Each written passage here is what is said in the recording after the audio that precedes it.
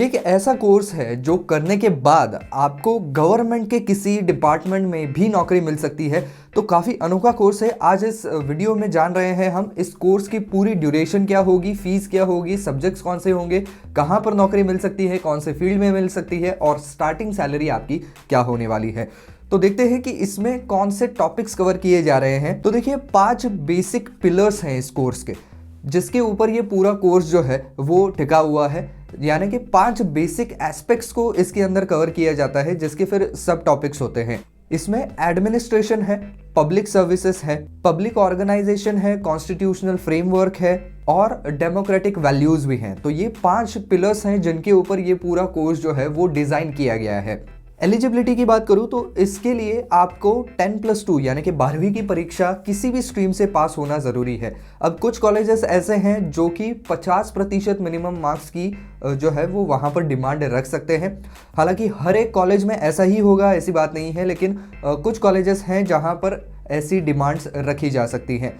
साथ ही साथ कुछ कॉलेजेस आपका 12वीं का रिजल्ट क्या आया है ये भी देखेंगे और साथ ही साथ आपकी एंट्रेंस टेस्ट भी लेंगे, उसके अंदर आपके कितने मार्क्स आए हुए हैं ये भी देखा जाएगा और उसके बेसिस पर आपको आगे एडमिशन मिलेगी। इसकी जो एंट्रेंस एग्जामिनेशन ली जाती है उसके भी कुछ सब्जेक्ट्स हैं जिनके ऊपर ये एंट्रेंस एग्जामिनेशन ली जाएगी, जिसमें आपको बेसिक मैथमेटिक्स के सवाल आएंगे और जनरल इंग्लिश के सवाल आएंगे, general aptitude and logical reasoning और साथ ही साथ general knowledge and current affairs.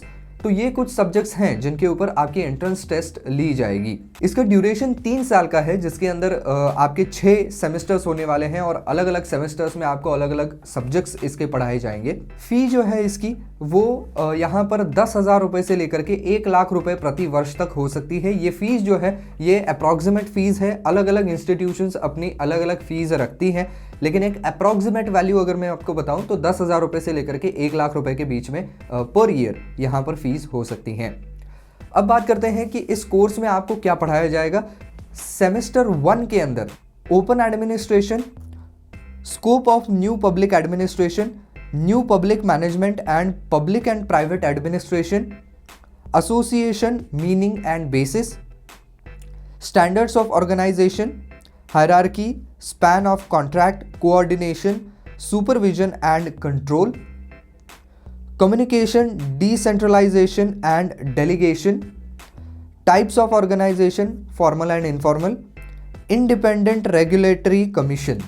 तो इन सभी के बारे में आपको सेमेस्टर 1 में पढ़ाया जाएगा। सेमेस्टर 2 में basis of public administration, hypothesis of organisation, classic and bureaucratic, workforce administration, meaning and nature and significance, components of personal administration, financial plans, open funds, managerial law and assigned legislation। इस सभी के बारे में पढ़ाया जाएगा। तीसरे semester के अंदर central administration, English legacies, elements of Indian administration, Indian administration in socio economic development, essential rights and duties, president's election, impeachment, powers and position। इस सभी के बारे में पढ़ाया जाएगा। इसके अलावा head administrator and council of ministers appointment and their powers and roles, और आखिरी है सर्विस ऑफ होम अफेयर्स। ये सब कुछ जो है वो आपको तीसरे सेमेस्टर में पढ़ाया जा रहा है। चौथे सेमेस्टर के अंदर मिनिस्ट्री ऑफ फाइनेंस, स्टेट्स और स्टेट्स के पावर्स क्या होते हैं, स्टेट के फंक्शंस क्या होते हैं, इन सभी के बारे में पढ़ाया जाएगा। चीफ मिनिस्टर्स के पावर्स, उनके इलेक्शंस और क्या क्या फंक्शंस होते हैं, इन सभी के बारे में पढ़ाया जाएगा।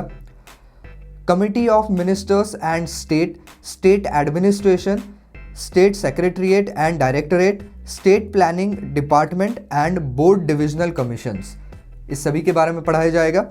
5वें सेम के अंदर 5वें सेमेस्टर में rural administration near by government, 73rd and 74th amendment to constitution, panchayat raj institutions, region planning committee, urban rural relationships and problems, और छठे सेमेस्टर के अंदर जो है वो development administration, concept of welfare states, directive principles of state policy, welfare state, association of planning agencies, planning commission, national development council, state planning board and development, preparation of 5-year plan, social welfare administration in India, women and children. तो ये इस course का पूरा एक scope है। 6 semesters के अंदर कौन से सब्जेक्ट्स पढ़ाए जाएंगे, ये सब कुछ हमने इसमें जान लिया है। अब ये जान लेते हैं कि आपके एम्प्लॉयमेंट एरियाज कौन से हो सकते हैं, यानी कि कौन से फील्ड में आपको नौकरी मिल सकती है। तो ब्यूरोक्रेसी में आप जा सकते हैं, इकोनॉमिक डेवलपमेंट एजेंसीज में जा सकते हैं, इंडियन सिविल सर्विसेज में आप जा सकते हैं, एजुकेशनल इंस्टीट्यूट्स में आप काम कर सकते हैं, fire and emergency services, public works, corporate management, land revenue system, municipal bodies, police department and panchayat raj. तो ये सारे जो हैं वो फील्ड्स आपके लिए ओपन रहते हैं अगर आप इस कोर्स को पूरा करते हैं। अब आपके जॉब प्रोफाइल्स क्या हो सकते हैं, यानी कि कौन से ओहदे पर आपको काम करने का मौका मिल सकता है। इसमें corporate operations manager, administrative officer के तौर पर काम कर सकते हैं, बिजनेस कंसल्टेंट्स, सोशल वर्कर और पब्लिक रिलेशंस मैनेजर के तौर पर भी आप काम कर सकते हैं। बात करें अगर स्टार्टिंग सैलरी की, तो ये जो स्टार्टिंग सैलरी है ये एक एवरेज अप्रॉक्सीमेट सैलरी है। आपके प्रोफाइल के ऊपर और आपके काम के ऊपर, आपके परफॉर्मेंस के ऊपर बहुत सी चीज़ें डिपेंड करती हैं, लेकिन एक एवरेज पैकेज जो है वो 3 से 5 लाख रुपए प्रति वर्ष का आपका हो सकता है। यदि आपको आगे की पढ़ाई करनी है तो आप MA इन पब्लिक एडमिनिस्ट्रेशन कर सकते हैं। तो कुल मिलाकर के ये पूरा लेखा जोखा है कि BA इन पब्लिक एडमिनिस्ट्रेशन करना है तो इसमें एलिजिबिलिटी क्राइटेरिया क्या होगा, फीस कितनी होगी, कितना ड्यूरेशन होगा, सब्जेक्ट्स क्या होंगे, एवरेज सैलरी क्या होगी और कहाँ पर आपको नौकरी मिल सकती है, सभी के बारे में हमने जान लिया है। तो आई होप ये वीडियो आपको पसंद आया होगा, काम का लगा होगा। तो अगर वीडियो पसंद आया है तो लाइक ज़रूर कर दीजिए, और आपने यहाँ तक वीडियो देख लिया है तो मुझे लगता है आपको पसंद आया है। ऐसे ही और वीडियो देखने हैं तो सब्सक्राइब ज़रूर कर दीजिए।